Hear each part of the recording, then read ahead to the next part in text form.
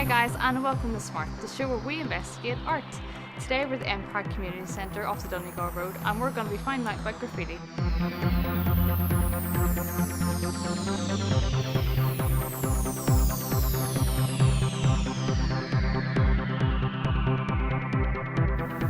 Hi guys. Hello. My name's Victoria.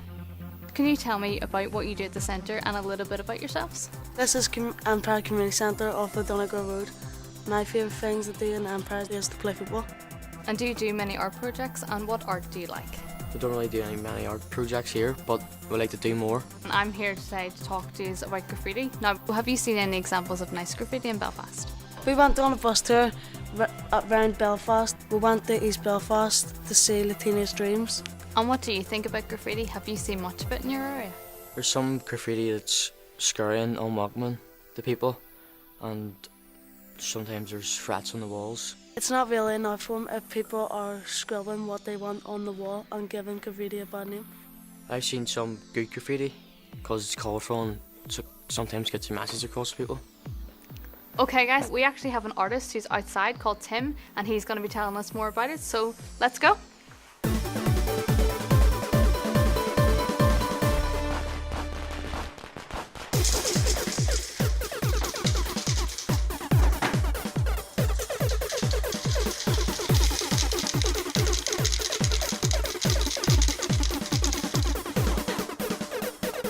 Okay guys, so this is Tim, and he's going to be teaching us about graffiti, but before we get into the actual graffiti, I hear you have some questions for him.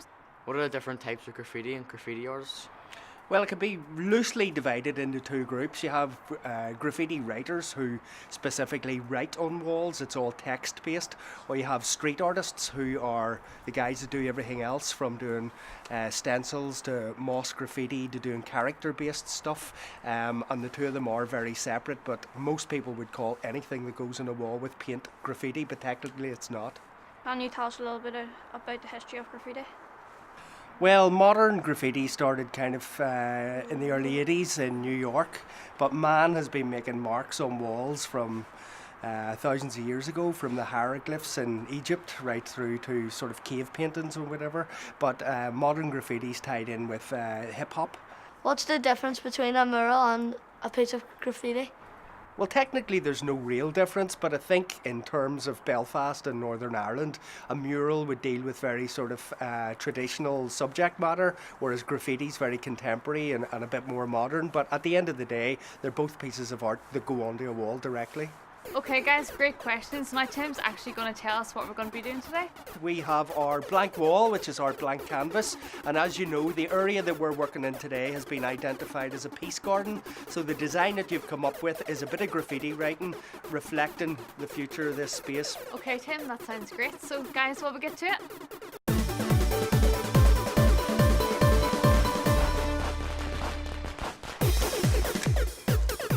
We got our blank canvas here, we got our paint. So what we're going to start doing is putting up the outlines of your design. And what we do is we use a pretty light colour on a dark wall, and it acts like a pencil, you know, when you're doing a sketch in a sketchbook. It doesn't matter what colour you take, as long as there's a light colour, we're going to spray over it, so it's just to mark out, to get the balance, get where everything is, and then we'll start to put the fills on, okay? If we don't like the look of it, or we put lines in the wrong place, we can change these at any time. Most graffiti artists tend to use kind of the same style of writing all the time. The bigger the piece you're doing on the wall, the more difficult it is to get the balance, to get it in the right place, because your nose is just up against the wall and it's really hard to see out each side where you are. Do you think it's an art form? Most certainly is an art form. It's been called the most populous art form in the world, meaning there's more people checking it out online, there's more people involved in it. It's also known as outsider art, which means that it's not traditional and it's not kind of embraced by the art establishment, but it's the language of young people. It's the art form that they understand most, so it most definitely is an art form.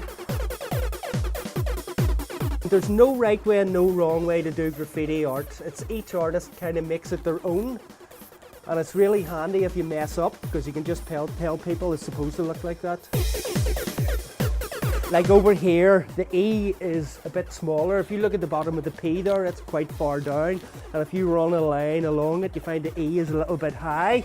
It's kind of easy to correct at this stage because all we do is bulk out the bottom, make it a bit thicker and bring it closer down to there. So that's the first stage. The second stage then is deciding what colours we're going to put into the lettering.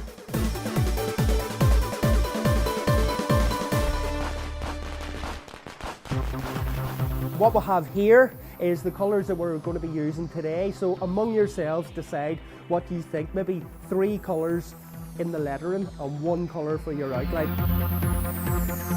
You shake these for about a minute, okay? And you hear the rattling sound as a ball bearing inside. And what it does, it mixes the water, the air and the paint together. Don't really need to draw the outline, but whoever's going to be doing blue, that's where you're painting blue, okay?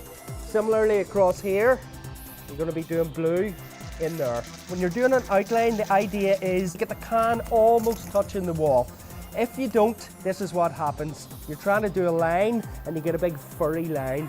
So the closer you are, the sharper the outline's going to be. So 2 blues.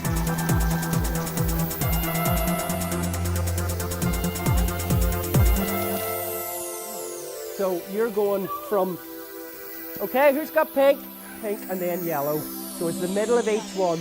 And remember I said earlier, if you make a mistake, don't worry about it because we just spray over it and your mistakes disappear forever.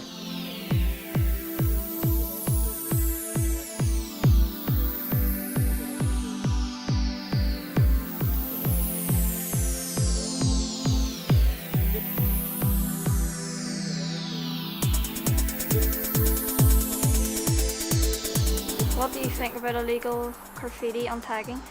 That's a difficult question because anyone that does graffiti or street art professionally owes a lot to the history of graffiti, which was all illegal. It was done on walls without permission, but I wouldn't be in the job I am today without that having happened. However, I'm very proud of my city, Belfast, and I'm not a great fan of tagging. I don't think there's a lot of artistic merit in it, and it just, for me as an artist, it doesn't make the city look that attractive.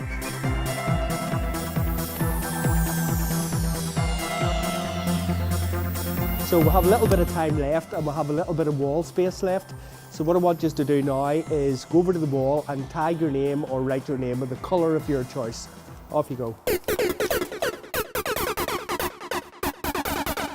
I had a really good time doing the graffiti. I didn't know how creative it could be.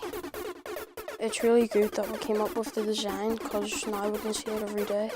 If people give you permission to do it, to spray stuff on the shutters, it's more likely free art and to get people to come attracted to it and want to come see it.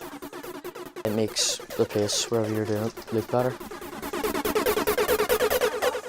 One of my favourite parts were doing the outline of the letters. It's fun because you can draw what you want and use as much colours as you want. I liked finding out about the shadows and highlights and how to blend them in. I learned that you could use the cans in so many different ways. Probably the hardest part for me would be colouring in the outline because if you went outside the lines, it'd probably won't look good and it takes a bit of time to fix it. The hardest part for me was waiting for it all to dry because you can't use wet paint on wet paint. I think other youth clubs should do the same because it's like instead of a boring wall, there's like colours and all on it. Well, that's all from us at smART today, but if you're interested in finding out any more information about graffiti, try searching online for any workshops or classes in your local area.